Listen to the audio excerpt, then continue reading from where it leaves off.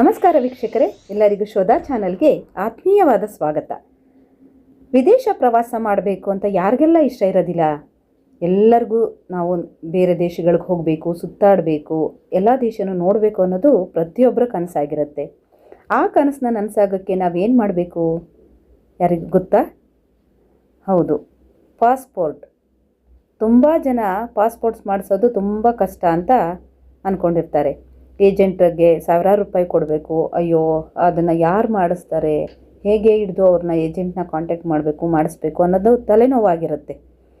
ಆದರೆ ನಾವು ಇವತ್ತಿನ ನಮ್ಮ ವಿಡಿಯೋದಲ್ಲಿ ಯಾವುದೇ ಏಜೆಂಟ್ ಸಹಾಯವಿಲ್ಲದೆ ಕೇವಲ 1,500 ರೂಪಾಯಿ ಸರ್ಕಾರಿ ಶುಲ್ಕದಲ್ಲಿ ನಾವೇ ಅಂದರೆ ನೀವುಗಳೇ ನಿಮ್ಮ ಸ್ವಂತ ನಿಮ್ಮ ಮೊಬೈಲಲ್ಲಿ ಅಥವಾ ಲ್ಯಾಪ್ಟಾಪ್ ಬಳಸಿ ಪಾಸ್ಪೋರ್ಟ್ಗೆ ಹೇಗೆ ಅರ್ಜಿ ಸಲ್ಲಿಸಬಹುದು ಅನ್ನೋದನ್ನು ಹಂತ ಹಂತವಾಗಿ ತಿಳಿಸ್ಕೊಡ್ತೀವಿ. ವಿಡಿಯೋನ ಪೂರ್ತಿಯಾಗಿ ಕೊನೆಯವರೆಗೂ ನೋಡಿ. ಅದಕ್ಕಿಂತ ಮೊದಲು ನೀವು ನಮ್ಮ ಶೋಧ ಚಾನಲ್ನ ಸಬ್ಸ್ಕ್ರೈಬ್ ಮಾಡಿಲ್ಲ ಅಂದರೆ ಮೊದಲು ಸಬ್ಸ್ಕ್ರೈಬ್ ಮಾಡಿ, ಪಕ್ಕದಲ್ಲಿರೋ ಬೆಲ್ ಐಕನ್ನ ಟಚ್ ಮಾಡಿ. ಮೊದಲನೇದಾಗಿ ಅರ್ಜಿ ಸಲ್ಲಿಸುವ ಮುನ್ನ ನಿಮ್ಮ ಹತ್ತಿರ ಈ ದಾಖಲೆಗಳು ಇರಬೇಕು.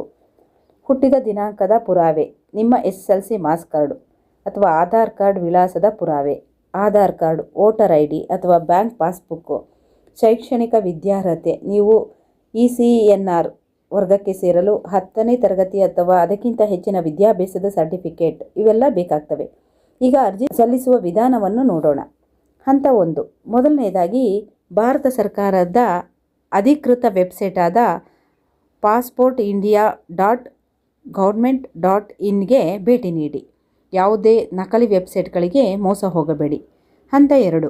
ಅಲ್ಲಿ ಕಾಣುವ ನ್ಯೂ ಯೂಸರ್ ರಿಜಿಸ್ಟ್ರೇಷನ್ ಮೇಲೆ ಕ್ಲಿಕ್ ಮಾಡಿ. ನಿಮ್ಮ ವಿವರಗಳನ್ನು ನೀಡಿ ಹೊಸ ಖಾತೆಯನ್ನು ತೆರೆಯಿರಿ. ಹಂತ 3. ಲಾಗಿನ್ ಆದ ನಂತರ apply for fresh passport link ಮೇಲೆ ಕ್ಲಿಕ್ ಮಾಡಿ. ಹಂತ 4. ಅಲ್ಲಿ ಕೇಳಲಾಗುವ ನಿಮ್ಮ ಹೆಸರು, ತಂದೆ ತಾಯಿಯ ಹೆಸರು, ಪ್ರಸ್ತುತ ವಿಳಾಸ ಮುಂತಾದ ಎಲ್ಲ ಮಾಹಿತಿಯನ್ನು ಯಾವುದೇ ತಪ್ಪುಗಳಿಲ್ಲದೆ ಸರಿಯಾಗಿ ಭರ್ತಿ ಮಾಡಿ.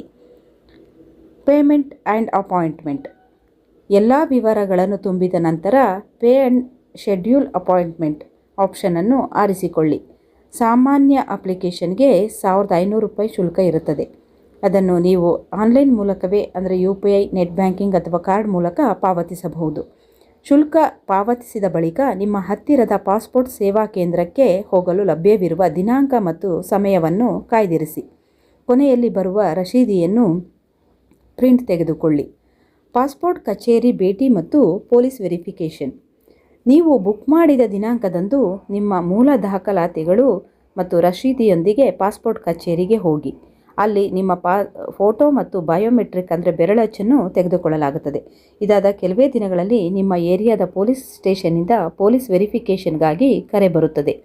ನಿಮ್ಮ ವಿಳಾಸ ಮತ್ತು ಹಿನ್ನೆಲೆಯನ್ನು ಪರಿಶೀಲಿಸಿದ ನಂತರ ಅವರು ರಿಪೋರ್ಟ್ ಸಬ್ಮಿಟ್ ಮಾಡುತ್ತಾರೆ.